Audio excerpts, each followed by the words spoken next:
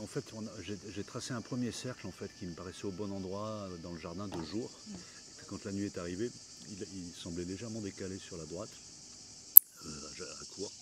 Et du coup, j'en ai tracé un autre qui était mieux adapté à la vision de nuit. Ça se décalait légèrement. Alors, donc, pur réajustement technique, vous voyez. Puis il m'a semblé, puis passant la nuit sur cette chose-là, le lendemain, j'ai décidé de garder les deux cercles au moment où j'ai réentendu le texte.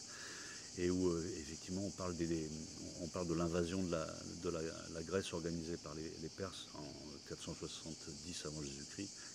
Ouais. Enfin, en tout cas, on parle de deux routes à la fois. Voilà, donc voilà, c'est une matérialisation des deux routes à la fois. Alors évidemment, ça a des résonances bien plus larges que ce serait par trop anecdotique. Mais j'ai superposé cette idée de deux routes à la fois, donc de double cercle, sur le principe de l'orchestra en fait, qui a priori serait aussi circulaire, ou en tout cas tel qu'on en hérite dans la culture classique. L'orchestre serait, voilà, les théâtres grecs seraient construits sur un plan circulaire, ou en tout cas la pratique de l'espace du chœur antique serait fondée sur d'abord un mouvement circulaire, puis un mouvement circulaire contradictoire. Voilà, donc voilà, c'était une manière de superposer l'un avec l'autre. Et puis ce qui est étonnant, c'est que c'est après, voilà, il y a beaucoup de résonances, mais notamment cette intersection des cercles produit aussi une espèce de une forme qui est pas, ouais, si on pourrait dire une forme d'ellipse. Non, je pense pas que ce soit une ellipse, l'intersection de deux cercles, ça doit porter un nom, peut-être un ovale. Non, c'est quatre, je crois que c'est quatre cercles, un ovale. Bref, en tout cas, il y a une forme qui s'approche d'une forme de l'œil, vous voyez. Et quand on sait l'importance dans la pièce, la question de l'œil elle est centrale, mais dans la culture grecque aussi, la symbolique de l'œil et donc c'est un œil sans pupille, donc j'ai gardé cette chose-là. Ça provoque aussi une vibration, un principe d'ajustement visuel.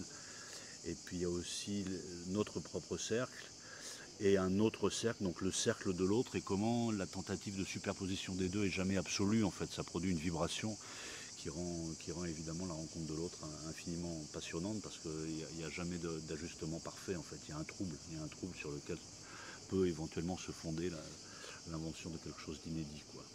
L'heureux hasard, oui. Pourquoi ce choix déjà, cette pièce? Parce que je vous ai entendu parler avec beaucoup de passion. J'aimerais bien vous... En fait, en toute honnêteté, je menais un autre projet qui pour des raisons diverses, n'a pas pu se faire. Et donc, dans un certain désespoir, je me suis tourné vers le Festival d'Avignon, vers Thiago, et je lui ai dit, écoute Thiago,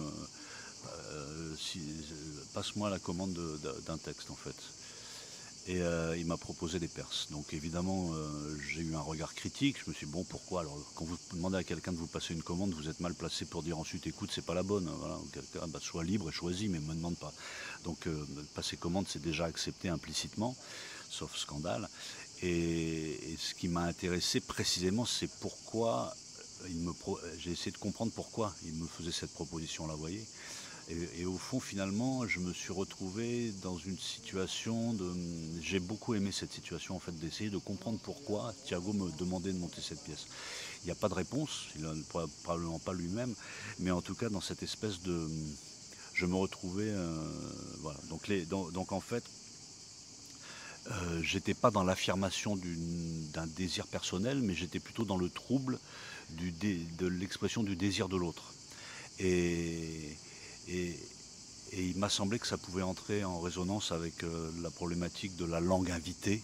Comment, en invitant une langue, que ce soit la langue arabe ou une autre langue, comment être dans le trouble de l'invitation de l'autre, en fait. Comment être non pas celui qui affirme, mais celui qu'on désire. J'ai beaucoup aimé ça. Alors ensuite... ce qui est formidable avec des textes comme avec les grands textes classiques, c'est qu'on a le sentiment qu'ils sont toujours d'actualité. Simplement parce que nous-mêmes, c'est des textes qui sont... En fait, ce qui est de très puissant dans l'art, c'est j'ai longtemps pensé que l'art était l'aboutissement le plus accompli qu'on puisse imaginer de l'organisation des signes et donc du sens. Or, je découvre que c'est précisément l'inverse, que c'est un lieu où on est enfin en repos de cette maladie humaine qui consiste à produire inexorablement sur tout le temps, partout, du sens. À un moment donné, devant une œuvre accomplie, on est apaisé de devoir produire du sens. On est insensé. On est peut-être comme des fous, enfin je veux dire, on est presque. Et donc, quand on est confronté à un chef-d'œuvre comme celui de Eschyle, la maladie humaine nous reprend et on se met de nouveau à produire du sens et à dire mais il est génial cet Eschyle, il y a 2500 ans il avait déjà l'intuition de notre époque, alors que c'est simplement nous qui devant l'étrangeté de cette œuvre-là ne pouvons pas faire autrement que de le remplir de ce qui nous préoccupe aujourd'hui, c'est-à-dire effectivement cette espèce de voilà, c'est-à-dire la guerre. Disons-le, les deux grandes questions d'aujourd'hui centrales, c'est la destruction totale qui réapparaît de l'humanité, la destruction totale de l'humanité qu'on appelle la bombe atomique, qui réapparaît comme une hypothèse, et la question de la démocratie. Comment les hommes, comment l'Assemblée des hommes se gouverne.